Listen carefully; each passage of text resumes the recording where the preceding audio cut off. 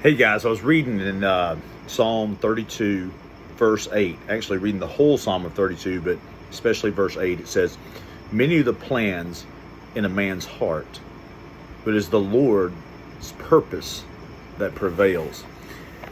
The reason I thought about that and thought about it deeply was this. There are a ton of times that God asks you to do something. Now, I'm not saying he, just out loud says, "Hey, you ought to," because man, if you heard that, either you'd be scared out of your wits, or you would you'd make a big deal of him having said it and do nothing about it.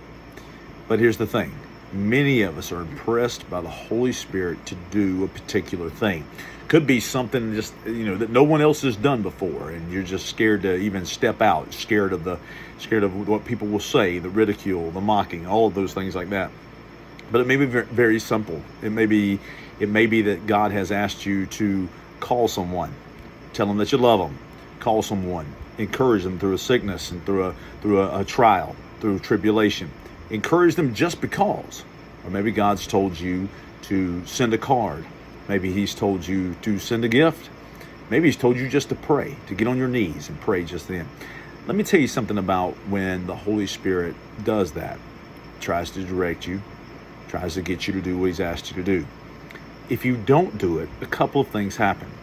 One thing happens is his voice gets softer. You sometimes say, "Well, God hasn't spoken to me in so long." The problem is probably based on the fact that you said no so many times. Not blatantly no, but just didn't do what you felt like the Holy Spirit was leading you to do. Then his voice gets softer and you can't tell the difference sometimes between his voice and your own. Happens to me sometimes. Or his voice and maybe there's a louder voice that's the enemy's voice because you have said no to God for so long. It says this: many are the plans in a man's heart. You got plans and goals. God's giving you things you ought to do. He's giving you ways to do it. He's giving you the resources because he is the resource, even if you don't feel like you have them. Now, you decide not to do them, God will find someone else. And when that someone else does it, they will receive a blessing. Here or in the future, they'll receive the blessing. An idea comes to your mind and you don't act on it, someone will, because God will allow that to go to someone that will do it. Someone that will be obedient. Do not ever neglect the voice of the Lord when he's asking you to do something. How can you know it's him? Is it biblical? Is it good? Is it wonderful for that person? Are you edifying, encouraging, believing, building up? Are you maybe confronting them? Sometimes you have to do that in love.